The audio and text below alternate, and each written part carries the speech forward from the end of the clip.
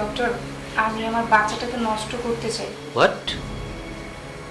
Abortion করতে চান বাচ্চা? কেন? আনএক্সপেক্টেড? আপনার স্বামীর সাথে কোনো সমস্যা হয়েছে নাকি অন্য কিছু?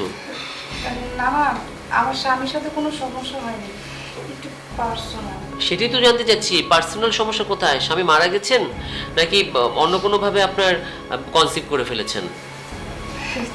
আসলে আমার হাজব্যান্ড প্রবাসে থাকে, তো আমি মানে ভুল করে কনসেপ্ট করে ফেলেছি।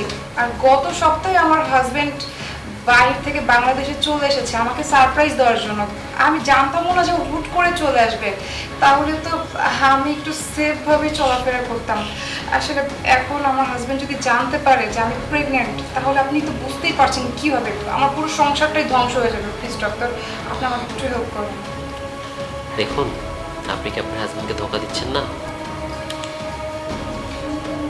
ধোকা কি করবো বলেন? আমার তো কিছু করার ছিল না, আমি মিস্টেকলি করে ফেলেছি যা করার। এখন এর মুসলটা আমাকেই দিতে হবে। রিকু, তুমি এইখানে? হ্যাঁ আমি। কি অবাক হচ্ছ? আমার একটা জিনিস ভাবতে অবাক লাগতেছে। আমি বিগত 4 বছর দেশে নাই, আর এর ভিতরে তুমি প্রেগনেন্ট। ছি, আরে, তুমি এটা কেন করলা? তুমি কেন আমারে ঠকাইলা বলো তো? আমি তো তোমার কোনো চাওয়া পাওয়া অপূর্ণতা রাখি নাই। বলো, রাখছি? তুমি যখন যেটা চাইছো তখন সেইটা আমি দিছি। আমার যতই কষ্ট হোক না কেন আমি তোমার সেটা দিছি। বিনিময়ে তুমি এটা কি করলা আমার সাথে বলো? আর আমি কি আমার জন্য দেশের বাইরে গেছি? আমার জন্য যাই না। আমি দেশের বাইরে গেছি তোমার জন্য, আমার মার জন্য, যাতে তোমরা ভালো থাকো, সুখে থাকো, একটু ভালো লাইফ পাও। কিন্তু তুমি সব শেষ করে দিছো। আমি তোমারে কত বিশ্বাস করতাম, আমি তোমারে কত ভালোবাসতাম, কিন্তু আজকে সেই সব ভালোবাসা তুমি শেষ করে ফেলছো। তুমি আমার জন্য, তোমার মায়ের জন্য তুমি বাইরে চলে গিয়েছিলে, কিন্তু আমি তো এরকম লাইফটা চাইনি রিকু। তোমাকে আমি ভালোবেসে বিয়ে করেছিলাম। আমার সব সময়ের জন্য স্বপ্ন ছিল আমার স্বামী সব সময় আমার পাশে থাকবে, বিপদে আপদে সুখে দুঃখে সব কিছুতে আমি আমার স্বামীকে কাছে পাবো। কিন্তু তুমি কি করলে? যে সময় তোমাকে আমার সব থেকে বেশি দরকার ছিল, সেই সময় তুমি কি করলে? আমাকে ছেড়ে টাকার পিছনে ছুটলে, প্রবাসে চলে গেলে। আমার কথা তো ভাবলেও না। তুমি না আমার থেকে টাকাকে মূল্যায়ন করেছো বেশি। আর আমি কি করতাম? আমি তো একটা মেয়ে মানুষ, আমার ফ্রেন্ডেরও তো হাজব্যান্ড আছে, তারা কি সুন্দর হাজব্যান্ডকে নিয়ে বাইরে ঘুরতে যায়, কত কিছু করে। দেখে না আমি না খুব মিস করতাম, ইস, আমার হাজব্যান্ড আমার সাথে থাকতো। কিন্তু না, আমার না কপালটাই খারাপ, আমার প্রয়োজনের সময় আমি আমার স্বামীকে পাই। আমার একটা কথা আপনাকে বলি, অনেকক্ষণ যাবত আপনাকে অ্যাকিউজ করে যাচ্ছেন।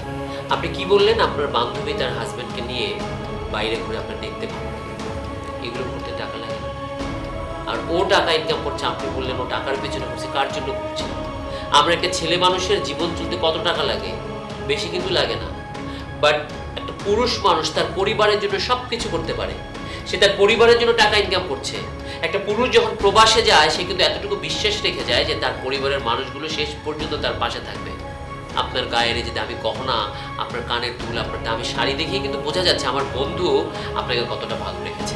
গতকাল যখন আপনি আমাকে কল করলেন, আপনার একটা জরুরি অ্যাপয়েন্টমেন্ট আছে, আপনি বেবিটা অ্যাবর্শন করবেন, তখনই আমি ওকে জানাই, কারণ আমি জানতাম ওতে এসে এসছে, আমার ক্লোজ ফ্রেন্ড। কারণ আমি চেয়েছিলাম ও সত্যটা জানুক। রিকু, আসলে আমি না জানতাম না ডক্টর তোমার বন্ধু হয়। রিকু, আমার ভুল হয়ে গেছে, তুমি আমাকে ক্ষমা করে দাও।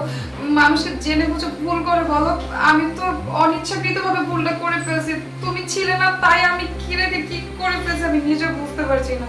তুমি আমাকে ক্ষমা করে দাও রিকু, আমি আর এরকম ভুল কখনো করবো না।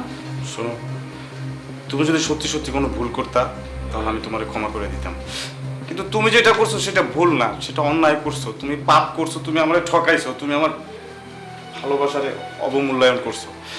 তোমার সাথে না আমি আর এক ছাদের নিচে কখনো থাকতে পারবো না, আসবে না। তোমার প্রতি যে ভালোবাসাটা, যে ফিলিংসটা আমার ছিল, সব তুমি শেষ করে দিছো। তুমি এক কাজ করো, তুমি আমার চোখের সামনে থেকে চলে যাও। ভাবি, একটা কথা বলি, ভ্রূণ হত্যা অন্যায়। আমরা বিভিন্ন সময় প্রয়োজনে আনএক্সপেক্টেড প্রেগনেন্সি বা পারিপার্শ্বিকতার কারণে অনেক সময় এই কাজটা করে থাকি, কিন্তু দিন শেষে এটা কিন্তু একটা অন্যায়, একটা অপরাধ। একটা শিশুকে জেনে বুঝে হত্যা করা, আমার মনে হয় এটা বেটার হবে আপনার গর্ভে যার সন্তান আপনি তার কাছে যান এবং তাকে পুরো ব্যাপারটা বুঝিয়ে বলুন, তাকে তার সন্তানের দায়িত্ব নিতে বলুন। এভাবে একটা ভ্রূণ হত্যার সাপোর্ট আমি কখনো করব না।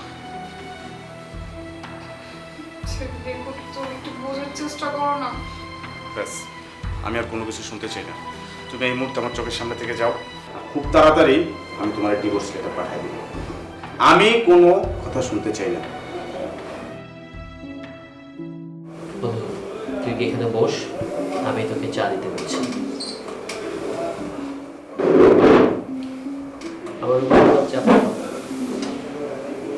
টেনশনের কিছু নেই, লাইফে এরকম চড়াই উতরাই থাকবে।